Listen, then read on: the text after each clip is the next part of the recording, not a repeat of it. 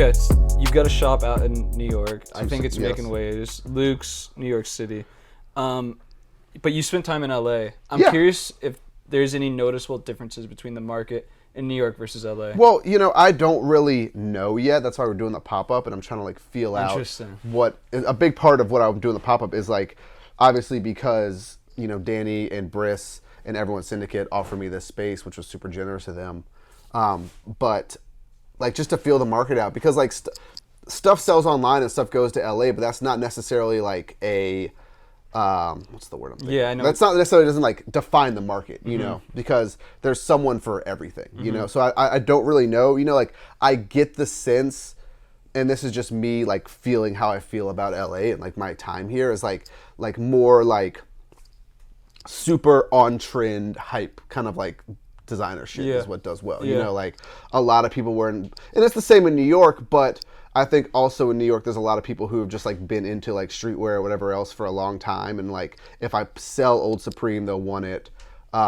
If I sell like I don't know, like some Givenchy or some like HBA shit, they'll want it. But like here it's like people are like asking me like, do you have baggy Balenciaga jeans? Do you have like Rick stuff? Just stuff that's like a lot more like currently on trend and what you see on social media. And that's not a bad thing. That's not a bad thing at all. And I'm also saying like that's also just me like kind of just being out here fucking around, not like actually doing commerce in the way that I am in New York. So it's hard for me to like really answer that question in like a fully thought out way. That's fair, but I mean you're thinking about it obviously. Like that's interesting to me that like it was a conscious decision. Obviously you want to do the pop-up and it's amazing that they're doing it, but you're kind of getting a feel for differentiation between the two markets. Yeah, I mean I'm hoping to like in the same way with the last company where like the stocks were pretty similar between stores, where I don't have to like fully recurate each location I do as I expand the company. Like that's what I don't want. So you mentioned something kind of cool there, which is expansion. Are you currently looking at broadening beyond New York? I mean, I'd love to do LA. I'd love to do somewhere overseas, but I just need to find the right space that makes sense. And like, that's one of the, like even with the first store, like it's tiny, but it makes sense and it's like good for what it is. And it's like waiting it out till you find the right place that makes sense in any given city, Yeah, you said something which is interesting. Like it makes sense. Luke's feels like it makes sense when you're there. I'd like for it to. It does. Like it feels, I don't know, at risk of sounding kind of dumb, like it feels intimate when you're there. Yeah, I mean, it's, it's 100 square feet. It is. Like, it's intimate whether or not you want it to be, but like, also we try to do a good job of like making it feel bigger than it is and like just like curating it to a way where it's like you're not digging through a bunch of bullshit. That's my problem with like, all those like a Second Street or a Wasteland, and like they have amazing stuff and they have amazing staff. And they have good prices, but at the same time, it's like I don't want to feel like I have to like go thrift for like $1,000 jacket, even if it's worth $2,000. You know, like I personally don't like that shopping experience where like going through racks and like doing that. Like I would rather like walk into a curated space and just like know or hopefully think that like most of the stuff that I see is like really good, like how I feel going into Varsity or 194. Yeah. Well, I mean, as a buyer, I think you're paying a premium for like that curated experience. 100%. You're paying to not have to sift through 100 fucking shirts that are. I mean, it's like the same thing as like, why do you pay more to go grocery shopping at Erewhon? Because like, if you're into fucking freaky expensive like groceries, like instead of trying to like go to like all the health food stores on the west side, you just go to Erewhon. Like. Luke's is the Erewhon of. I don't know if that's a good thing or not, but. Okay, I'm gonna tell you one of the questions that someone submitted to us, which I found interesting. What is the current state of streetwear today, in your opinion? It's hard because I kind of like, I'm not saying I'm like old enough to really be of what I consider the golden age of streetwear, which was like pre-recession, in New York when like Recon was there, like A-Life, whatever, Jeff Staples store, whatever, Reed Space was there. Like those are the places that I looked to when I was younger, and I was like, oh, this is so fucking cool. But streetwear was still a niche thing at the time. And then as, everything happened during the Round 2 era, Supreme came big, like streetwear became like a very mainstream, ubiquitous thing. And so it's like, in my mind, it kind of lost like the edge and the like nicheness that it had. But it doesn't necessarily mean that it's like dead, It's just it's just like evolved into a different thing, and like streetwear, which at one time was like a very niche thing, has to me become like the mainstream of like non-formal menswear. What do you attribute that to? Internet. Really? Yeah, I think so. Well, I think if you look at like ALD, I think they've taken. I mean, it's sort of okay. Tell me if you agree with me or disagree with me here, but it's sort of like a mature.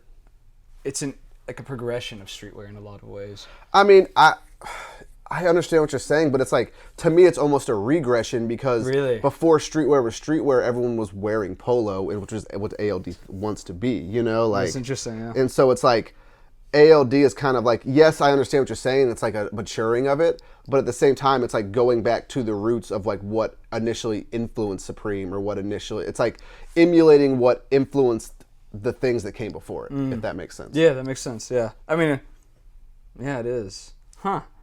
I never really thought of it like that. I guess you could say it's full circle in a weird way. Mean, you know, like, time is a flat circle, right? Yeah. Hey, fuck, I need to watch True Detective again. You ever watch True Detective? I watched the first one. Yeah, I mean, it's the best one. Yeah. Okay, one thing that people are curious, because whether you like it or not, like, you're a tastemaker, honestly. Like, people look to you when it comes to what's the next, how is fashion going to evolve, right? You being tapped into, obviously, archive designer, vintage, what do you think the next step or stage is for vintage? For vintage generally? Yeah. I think right now, like, you're seeing Jinko's coming back. Yeah. You're seeing this rise of true vintage. See, like, it's hard for me to make that because, like, my vintage experience is mainly just tees. So, like, I'm kind of, like, in a place that stays a little more static than the rest of the vintage market, I feel. Like, someone like Emma from Rogue, you know, really set trends with, like, Y2K shit. Yeah. And I think she has a much better idea of, like, where stuff's going for, like, her market. Because I feel like, for me, a lot of the people who buy vintage from me are already, like, set in their ways like I am. And they just, like, want tees or maybe they want, like, a reverse weave hoodie or, you know, something like that. Yeah. Like, I don't really do Americana. My homie, some shit I found, you know, he does, like, a lot of, like, really worked, like, smoked out workwear.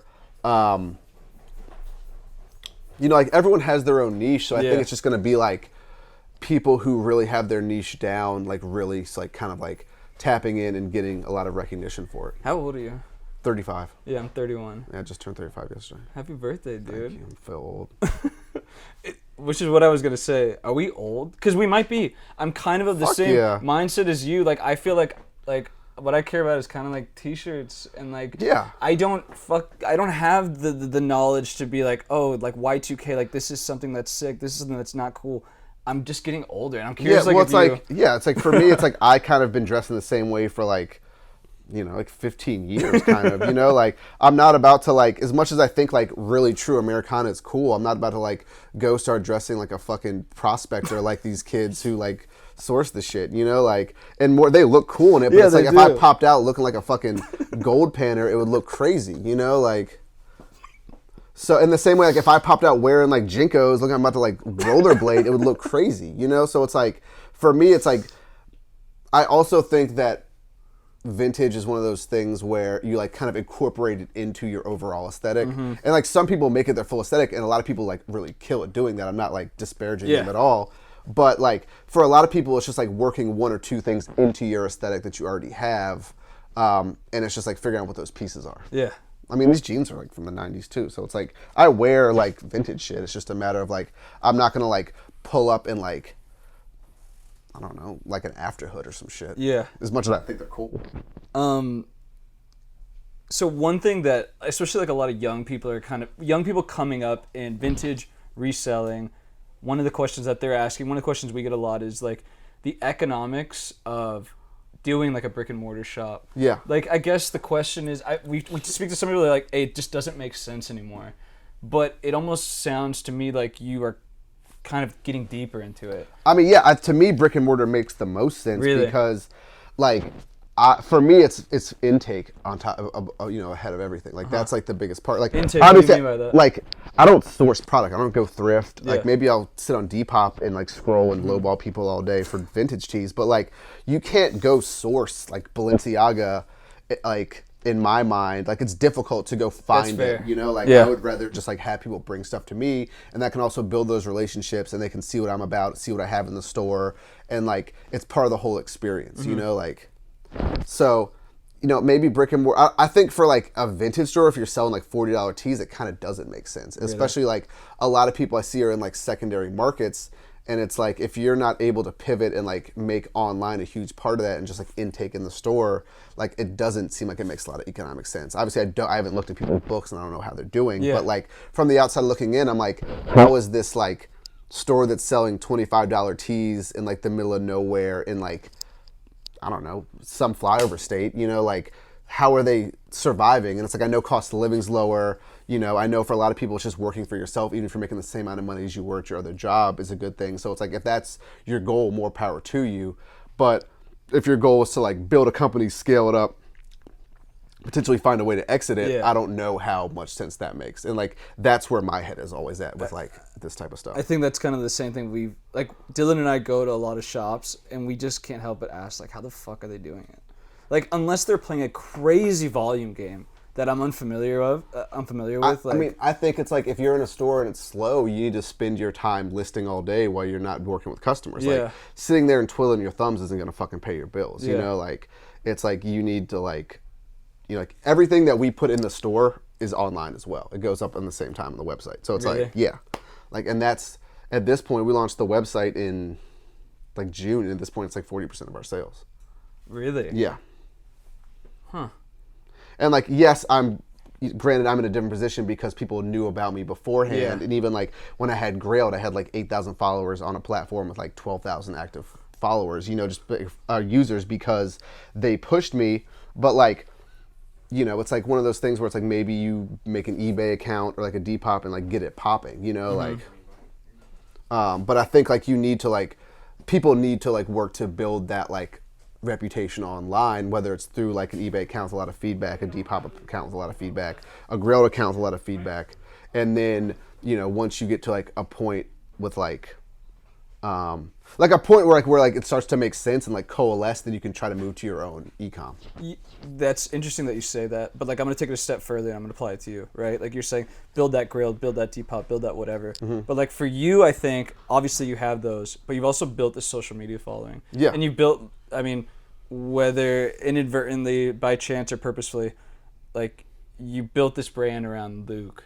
And I think with the, you know, rise of social media, especially TikTok, we're seeing a lot of other people trying to emulate what you're doing. And I guess, is it purposeful on your part in kind of making those efforts? Has it always been kind of I mean, social media, like even from when we started the first round two in 2013, was like the biggest driver of our sales. We never spent $1 advertising. I still haven't with this, you know, like, you know, yeah, obviously my social media strategy is purposeful, you know, like, but at the same time, it's like a big part of like doing what anyone who's really successful at it does, is like doing something purposefully, but like making it look like it's not purposeful, you know, or at least attempting to make it look like it's not purposeful. Going off of what you mentioned, what was that girl's name? Fucking Emma. Rise of Y2K. And it's like palpable at this point. Yeah. Like you're seeing it in the streets. You're seeing every kid at every flea market. Yeah. Like, what do you attribute that rise to? Price? I think accessibility. People like Emma who like do a really, really good job of social media, like better than almost anyone. And just like, it's like fashion cyclical, you know, like things come back into trend every 20 years. I think with social media and the internet, it's that cycle and amount of time is getting shorter.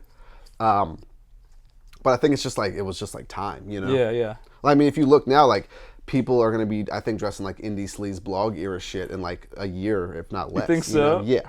Well, wait till skinny joggers I'm saying, like, come back. it's going to happen. Like, people are going to be like, people are going to be wearing like fucking Roshis and like before we know it, and it's going to be crazy. But like, that's true. I mean, even for me, like a lot of stuff that like is very indicative of like Melrose 2017, 2016, 2015 sells fast for me, because a lot of people, I think, still have, I don't think that's like a trend, but I think a lot of people who are like 12, 13, who are now in their early 20s have a little bit of money, have some money. Yeah. Like, oh, I wanted that shit really bad, whether it's that Supreme piece or like an off-white V-Lone tee or some shit like that, you know, like something where like when I see it, like if it's something that someone brings in, I'm like, oh shit, like I remember this like vividly. I usually buy it just off the strength of that, you know. I think, and one thing I'm actually going to speak to, what's his name again, dude? Nate? Nate about? Yeah. one thing I'm going to speak to him about. Wait, is Nate the owner of this shop? Or Briss is the Briss. One thing I'm going to speak to Briss about is like how StockX has sort of changed the way they do business at their own sneaker shop, and I'm curious. I mean, he's the guy to talk to because Briss is like, he worked with us at Round 2 for years, and he worked at Rift before that. He's probably like one of, if not the most talented sneaker like resale operators that I've ever met. Yeah, and I'm going to talk to him about it because I mean, I think StockX has made the game more difficult for sneakers, and I'm curious, like for vintage, do you think that we're still in the wild west of vintage? I mean, obviously, like, there's so much variation in pricing. Things haven't been standardized just yet. I don't. The same way I talked about like nuance with it, I don't think you can standardize it. Like I remember having a conversation with like a very, very, very prominent vintage seller before COVID, being like, StockX wants me to come on to like help build out a vintage program, and he's just like, it doesn't work. It can't work. Yeah. Because everything's one of one. Yeah. Like it just doesn't work. Because even like when like people bring in repros, like it's like if the tags are cut out and like the shit's washed a bunch of times, there's a lot of nuance to whether or not is this even a fucking repro, you know, like, and so it would be impossible to authenticate that shit.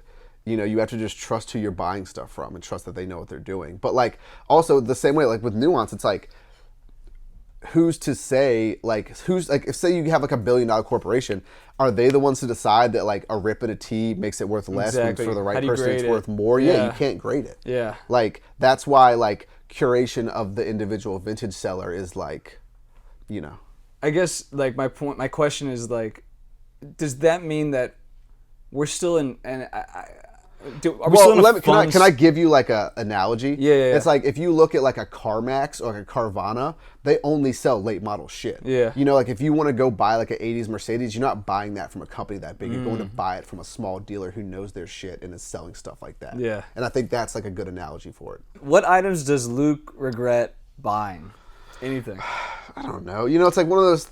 It's just like I don't have like a specific like item, but it's like there's shit that's like always in your closet that you buy impulsively and like you never wear it. Give me one. I'm trying to think. Like the Rochers? No, I mean I don't know. Like I kind of regret buying anything I spend money on. Like, and I never regret selling stuff. So what do you think about brands like Bodhi and other brands that sort of like are very clear and purposeful with their intent? Saying, hey, this is vintage inspired. Like we're trying to tap that vintage aesthetic. Like, and you're paying actually in a lot of cases more of a premium than you would for the standard vintage piece, right? It's like, what do you think about that? I mean, I think if people realized how much vintage every single brand that they like buys for reference and how much vintage shit they have in their warehouses for reference, whether it be like Supreme, whether it be Bodhi, whether it be whatever else, like that's kind of how modern clothing is like designed via reference, like someone like Bodhi who shit like looks weird because he asked about like a senior cord. He's like, how do you feel about a senior cord being 2K? But it's like, and my response was like, yo, can you find a pair of senior cord pants that are size 38 US? Because no one was fat back then, like it's impossible. It's like literally impossible. So it's also like, I don't know, like the average rich arts teacher who wears Bodhi doesn't really give a fuck about actual vintage. They just like want to be on trend or want some like nicely produced garment. Yeah. OG Luke's NYC in New York. If you're there, tap in. If you see him, talk to him. Thanks. Absolute gangster and an OG within the vintage space. Appreciate it, man. Thank you guys. Thank you, sir. Yeah.